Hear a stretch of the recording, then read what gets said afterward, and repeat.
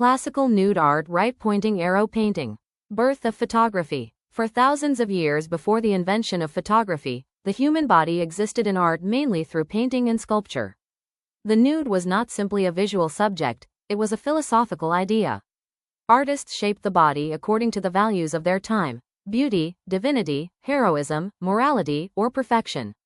In ancient Greece, nude sculpture became a symbol of harmony and ideal proportion. The body was carefully balanced, mathematically structured, almost elevated beyond ordinary human life. Muscles were refined, posture controlled, emotion restrained. These figures were not portraits of real individuals. They were visions of ideal humanity.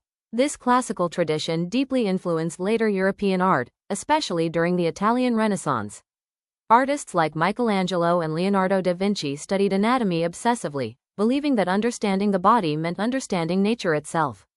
Painting and sculpture became tools for transforming flesh into something timeless. But even realism in painting remained interpretive. Every painted nude passed through the artist's hand, imagination, and judgment.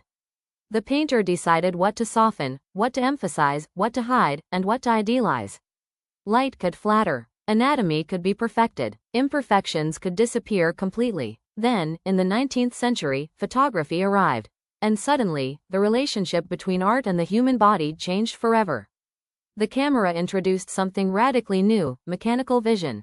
Instead of the body being translated through brushstrokes or carved into marble, it could now be captured directly through light itself.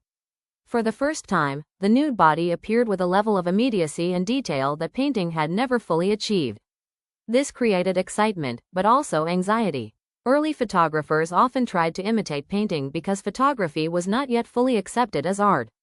Nude models were posed like classical sculptures or mythological figures.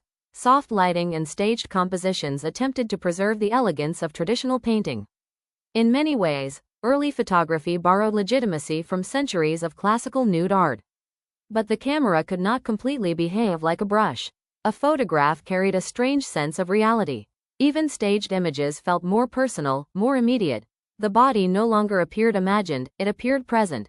Skin texture, asymmetry, and accidental details became impossible to ignore. This realism changed how viewers emotionally experienced nudity.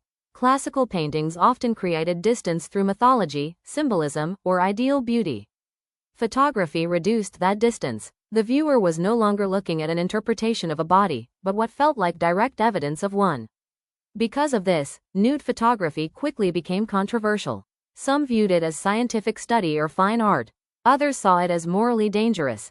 The same society that accepted painted nudes in museums often reacted very differently to photographic nudity.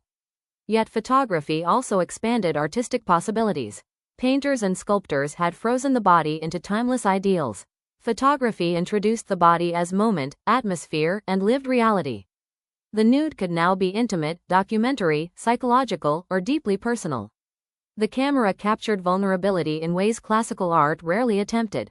Over time, photography stopped imitating painting and developed its own visual language. Shadows, framing, grain, motion, and raw realism became artistic tools. The nude body evolved from symbolic perfection into emotional presence. And that transition changed modern art forever. Because the birth of photography did more than invent a new medium. It transformed the way humanity looked at the body itself, from something artists imagined, to something the camera could suddenly reveal with unsettling honesty.